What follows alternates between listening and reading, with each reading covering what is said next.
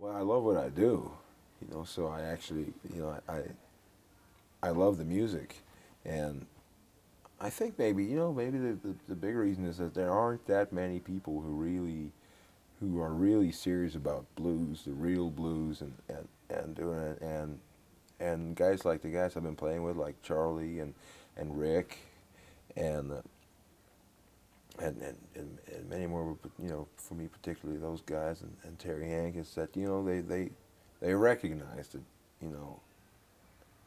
I'm serious about it.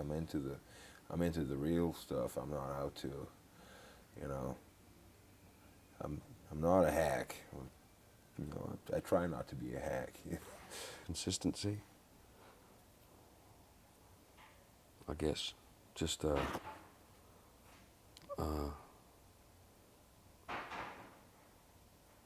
just a. That's a really hard thing to answer. I don't know. I don't know what's been important. I'm staying true to integrity. For me, personally, I've never pushed too hard, really, trying to get somewhere that I didn't deserve to be. It's just, it's kind of happened in its own time, rather than trying to force it. That's the way I see it, anyway. Said no to things. Probably the most important thing was saying no to things.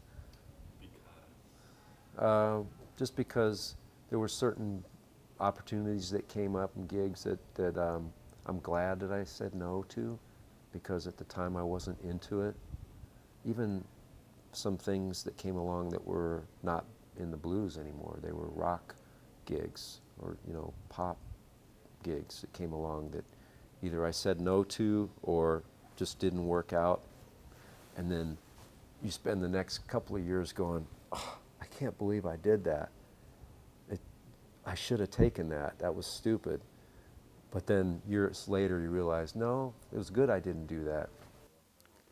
Gosh, when I found out about slide guitar, that made a big difference. Joe Calicut had showed me, when he first showed me about how to play slide, he showed me tuning open G, and he laid it in his lap and took a pocket knife and played some, showed me a song there. And then after he died, a year or two, a friend of mine showed me actual slide and put it on your finger and showed me a song. And it's like, I didn't do anything else for 2 weeks but play that song. I mean, every day, all day.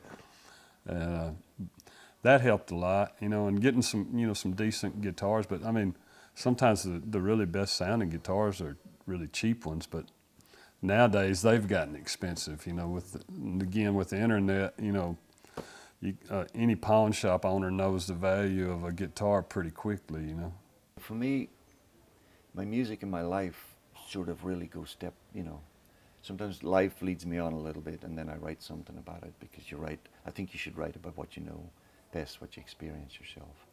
And then you write something with all of that in it. And the more you live, the more you learn. And so the deeper, hopefully, your music gets, the more elements are in it. And I hope that those two things have managed to just sort of, one pushes the other for me, living sort of influences my music, and you get the kickback from writing from where you are at that moment. And sometimes that makes you, look at yourself or reevaluate things, and that's a learning process as well. And then you make that record, and that helps you forward. Might help you, just yourself, might help you career-wise. That puts you into a new scenario and a new sort of set of circumstances, and you find your feet in that, and you have new influences and new experiences from that. And so boom, that's the way I sort of operate. I live and I play. It's all completely intertwined for me. So, again, career, my music is my life. Okay, that's my career. But, you hear people talking about making career moves, and I wonder, well, what is that, I make life moves, I guess, The most important thing to it is by the unfortunate luck that I had of not getting education and not being taught. I created my own style of playing because nobody had time to teach me anything back then. and I kind of like went through a Robert Johnson stage of life. When I started playing, I would come out and play with the other guys that knew fancy chords and how to really pick a guitar with a pick. I still don't play with a pick. If I try to play with a pick, it go flying out of my hand. How in the world does anybody play with that thing? Being left-handed and trying to play a right-handed guitar, I just couldn't do what they did. And one day I just got so insulted that I said, well, I'll just go home and play to myself. What sounds good to me makes me happy. One day, it's what I do may sound good to somebody, but I just decided in life I had so much unfortunate luck in life in every aspect that you can think of. I said, well, I just gonna come down and be myself and see how far a poor boy can get being himself. So I just humbled myself and said, I'm just gonna be me, regardless of what anybody think. I'm just gonna be me because this is what God made. This is what God made me. This is how he made me, and this is probably how he want to see me. Because I'm always trying to be somebody else, and I get insulted. Same way Robert Johnson did. Not compromising about doing what I want to do, doing what I love to do. Can you elaborate on that? Playing music is really important to me, and